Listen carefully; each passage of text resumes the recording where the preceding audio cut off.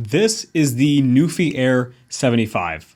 A few months ago, Newfie reached out and asked if I wanted to review their keyboard, and originally I said no because it looked pretty cheap and crappy quality. Keep in mind, I was just going based off of the picture they sent me. It looked like one of those Amazon pictures where it's just kind of photoshopped and fake and kind of out of place. It just didn't give me a good vibe in the beginning. But after a few weeks, I kind of warmed up to the idea just because I was like, all right, well, I do like the idea of having a custom and slim keyboard, so why not give it a shot? A few weeks go by and I get the keyboard and immediately I was blown away. I really didn't expect it to be as good as it is. Like, my expectations were here, like a 4 or 5 out of 10, and this thing ended up being an 11 out of 10. That's how good it is.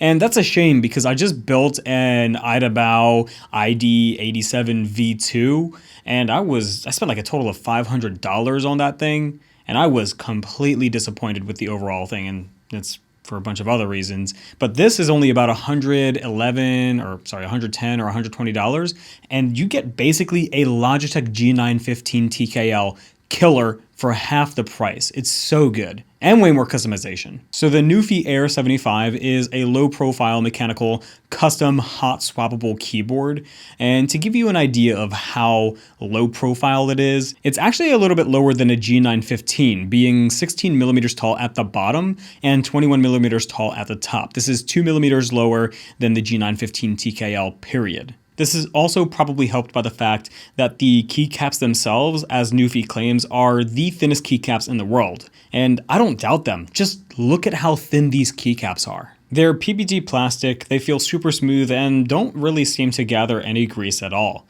I've been using this for a few months at this point, and I don't clean my keyboards, and you could see, based on the video, the B-roll that I'm showing you, that there's basically no grease, if very little.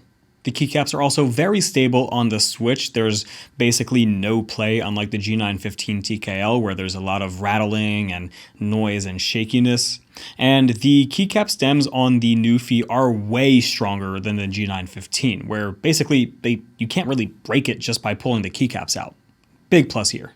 The board itself is very small. It's 316 millimeters wide and 113 millimeters long, so it's a very small footprint. The top half of the keyboard, the part you mostly see, is made from aluminum, and the bottom is made from this see-through dark plastic. It looks really nice. It also has this very nice reflective plate that kind of gives it a very premium looking look and feel. It looks very nice. And because it's so small and uses light materials, this thing is extremely light, weighing only about 550 grams. That's like a damn piece of paper. Combine that with its very slim size and you have the perfect travel keyboard. It has thin cyan rubber stoppers that do a really good job preventing the keyboard from sliding around.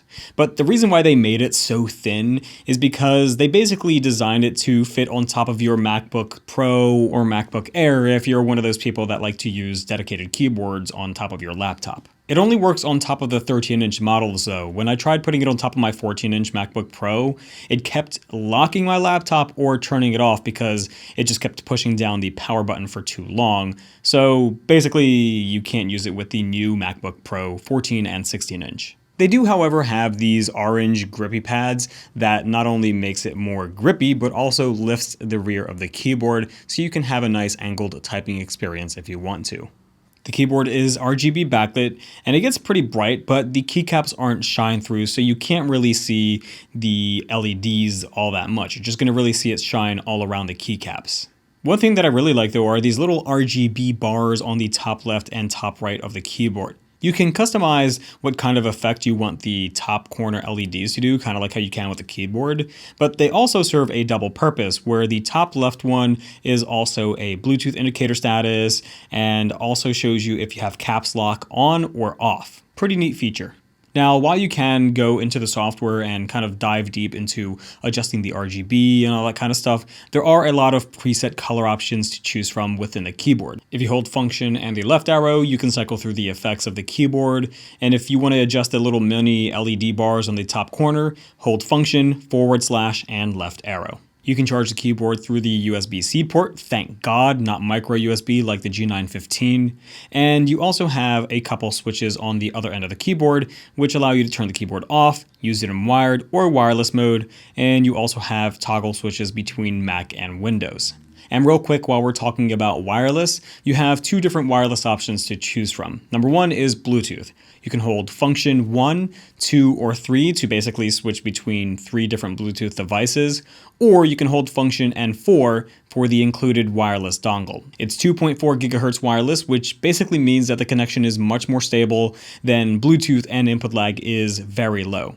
The difference between this and the G915 TKL though is not that noticeable, and even if this has a higher input lag, I didn't really know if it did. It just felt the same when it came to gaming, and I do a lot of high-level competitive gaming in games like Valorant and so on. It's not perfect though. Logitech with their Lightspeed technology does have a much more stable connection than the Newfie. The Newfie isn't terrible. Most of the time it's pretty good. But unless you have a direct line of sight to the keyboard, there are going to be times where the keyboard just isn't registering certain button presses. It doesn't happen often, but it happens enough to where I don't want it affecting my gameplay. So if I'm playing competitively, I'm going to have this keyboard wired. All right, now let's talk about the out-of-the-box typing experience, because that's kind of one of the big factors when it comes to buying a keyboard. So by default, this is how it sounds.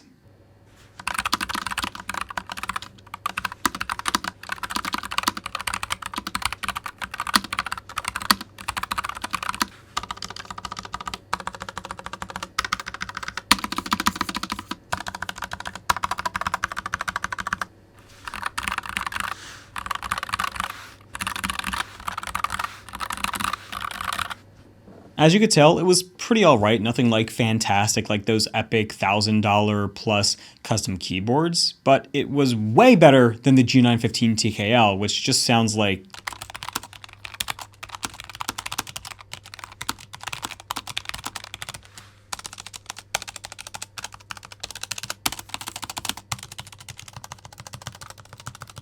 trash. It's just very scratchy, very clackety, very loud. But then I thought to myself, because this is a hot-swappable keyboard, I could just basically pull these switches out instead of having to desolder everything, which would take way too much time and be too annoying for me. I could just basically open the switches right up, lube them up, lube the stabilizers, and call it a day, right? It would sound that much better. That's exactly what I did. So the teardown experience is pretty much like any other custom keyboard you're used to. And I feel like this is something Newfie put a lot of time into. It feels like this keyboard was meant to be taken apart just because how easy it was and how available these screws were, instead of having like proprietary screws or rivets or something like that. Apple.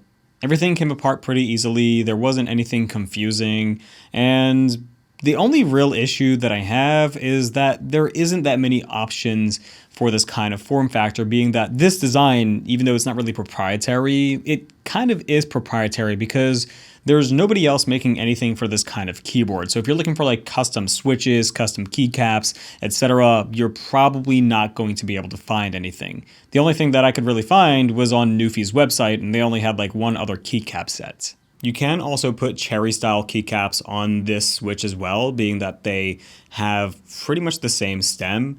I haven't tried it myself because it kind of really defeats the whole purpose of a really thin keyboard, but I have seen other people do it with other YouTube videos. So if you want this just for the thinness and, for the higher keycaps, then by all means. Anyway, after a few painstaking hours of opening the switches and stabbing myself, I finally lubed all the springs, all the sides of the inside of the switches, put the switches back in, and this is what it sounds like.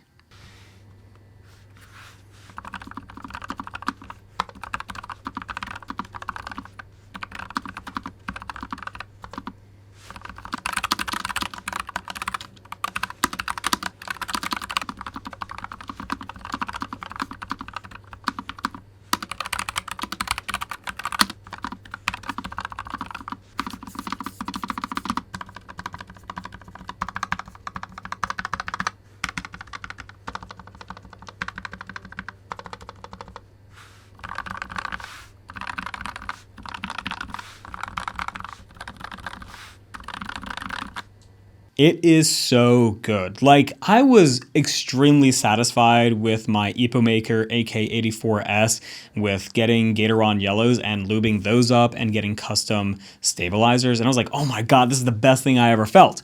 And then I do this with this beauty right here.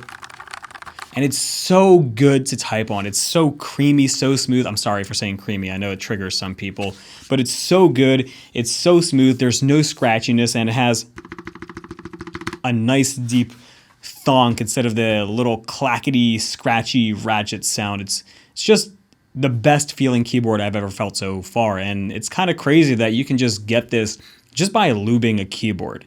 Now, yes, you could do this with pretty much any keyboard that is easily available to lube up, but this is one of the easiest ones. Like, you can't just take apart a G915 TKL and basically lube it up. It's not hot swappable. So that's kind of a big benefit of this, especially with it being the size that it is and basically being kind of the same as a G915 TKL. You got the function rows. Sure, you don't have media keys, but I personally don't really use media keys for that to really bother me that much. But yeah, at $110, I mean, this is one of the best low-profile, hot-swappable, customizable keyboards that you can get. I'm just hoping that one day maybe Newfie can have more keycap options, or maybe there can be like another keyboard company, you know, like one of those smaller keyboard companies where they just say, hey, we're making keycaps for this kind of form factor. I don't know if there already are. There could be. If there is, I just don't know the name of this form factor, but I see a lot of potential in the future for something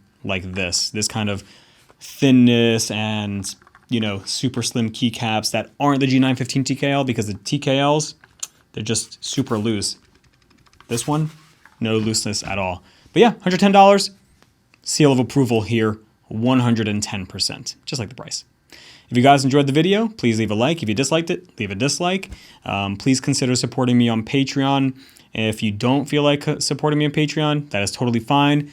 Please consider hitting the subscribe, because that's free instead. Also, a comment is also free and helps boost the algorithm for my channel. So any kind of interaction will help the channel greatly. Other than that, have a great day every day. Peace.